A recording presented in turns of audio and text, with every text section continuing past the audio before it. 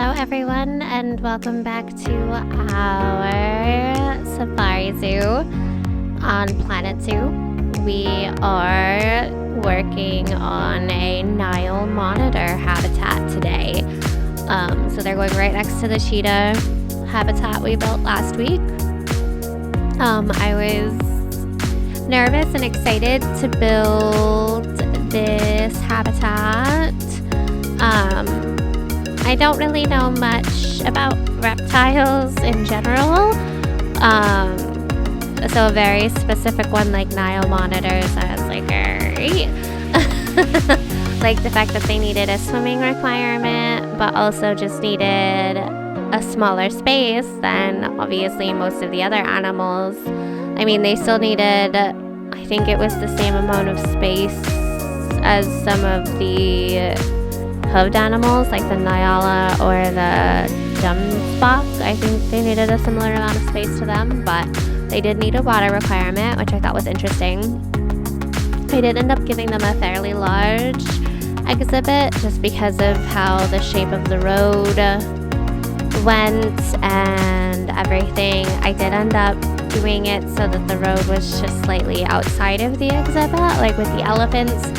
So I think out of all the exhibits, these are the only two where the road is really just not cutting through it at some point, and it's very much on the outskirts of it.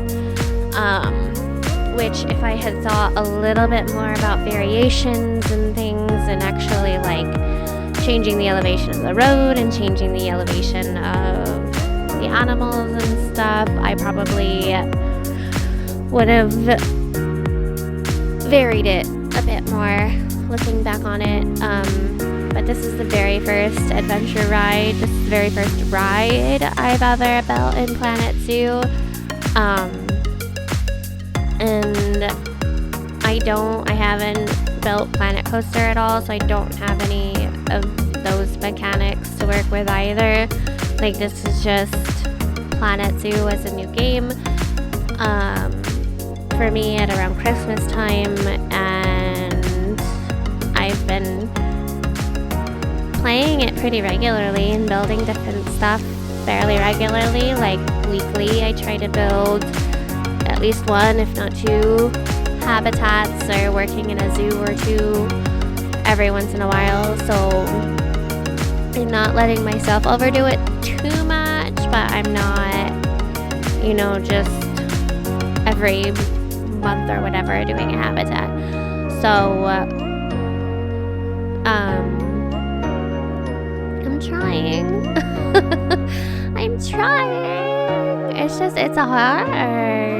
Like, it's not that it's hard. It's knowing what the game is capable of and knowing what you're capable of in the game, and understanding that my patience and my creativity is about the only thing that really is the limitation. Like, understanding that more and more is definitely helpful, and I'm definitely trying to get a better understanding of, like, oh no, if I want to build a giant mountaintop lake with waterfalls coming down all the different sides with animals all around, like, that's doable.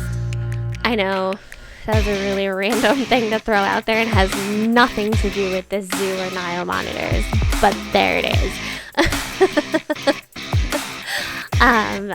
No, I'm constantly like, I wonder if I can do this. I wonder if I can do this. What would this look like? What would this look like? Can I do this? Can I base this on this? Like, I have 100,000 different ideas, and I try to condense it all into something that's viable for a zoo or a habitat or something. So, like, I knew I wanted to do an adventure ride, and I knew it wasn't going to fit in my One World Zoo, especially with how I've been doing the One World Zoo, like just habitat by habitat for each animal's days. Not going to work to incorporate a ride like this into that zoo. And I didn't necessarily want to start a big, like, huge do. I wanted to keep it very focused on an element and kind of see what working in a different biome would look like as well. So this kind of served a couple of different purposes because I built a polar bear sanctuary in the tundra biome. And so obviously it was always very cold and very snowy, and you didn't really have to worry about putting in coolers for the polar bears. And so with this biome in the grassland, specifically in Africa, you don't have to worry about like the heaters. But for the most part, it always gives you long grass, and they always want short grass. Like if I'm in a grassland, give me short. I understand. So yeah, there's so many rocks. Like this is the bulk of the video. Like, is me placing rocks, and I am so sorry.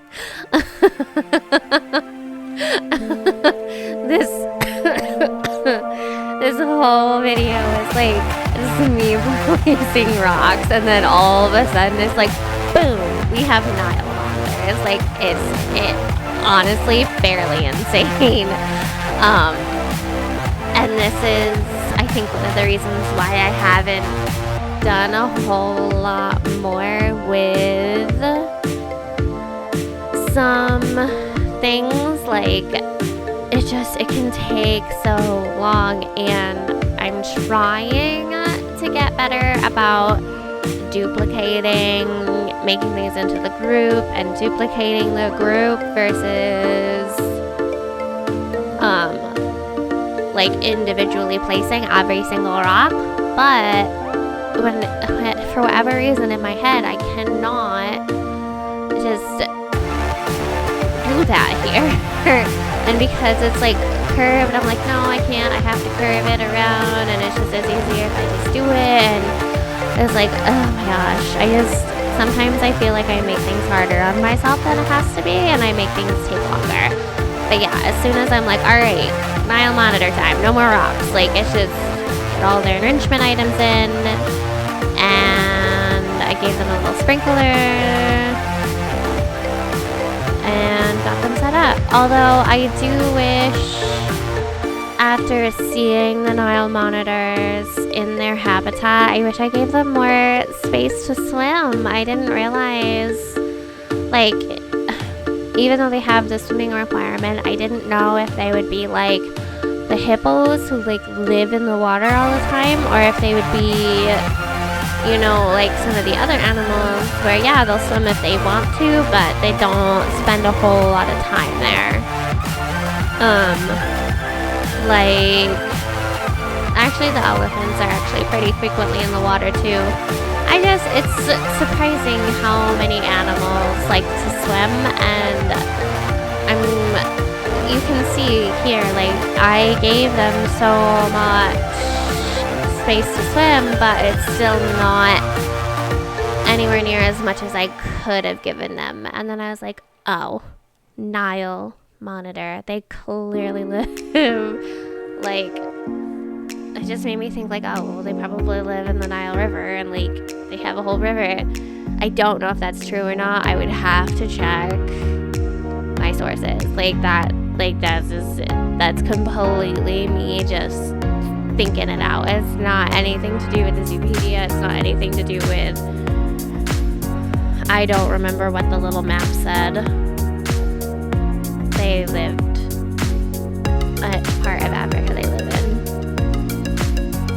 It would make sense, but just because it makes sense doesn't mean that it's true. I do this to myself all the time, where I think something makes perfect sense and I think my logic is fantastic, and it's not. It's not. But yeah, that's pretty much it. Like, we place some plants now, and by plants I mean candelabra tree, because why would we use any other plant? Candelabra trees and elephant grass. Like, I think if I knew how to get a count of which plants I use the most, I am 100% sure candelabra tree and elephant grass would be like at the top of those lists. So yeah, that's the build. Like, those are the plants and the trees they get. Like, they didn't really want a whole lot. And the hard part is when I use the trees, they count for a lot more percentage and take up a lot more of their bar of tolerable plant coverage than like those plants do. But yeah, they love to swim. I had no idea. They like live in the water. Every time I peek over at them, they are swimming, and it is just, reptiles are interesting and creepy all at the same time. It's just, they're not snakes. Like, I can tolerate them a little bit more. I don't know how I'm gonna do snakes. Yeah. I'm not doing snakes in the zoo. Like, don't get me wrong. Like, sorry if you are an avid reptile fan, but I just like.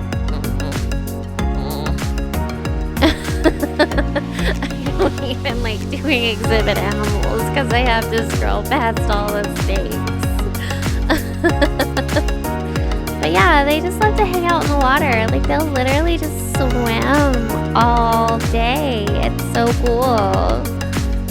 It's so cool. I love it. I could watch them swim forever. No matter how not cuddly they look.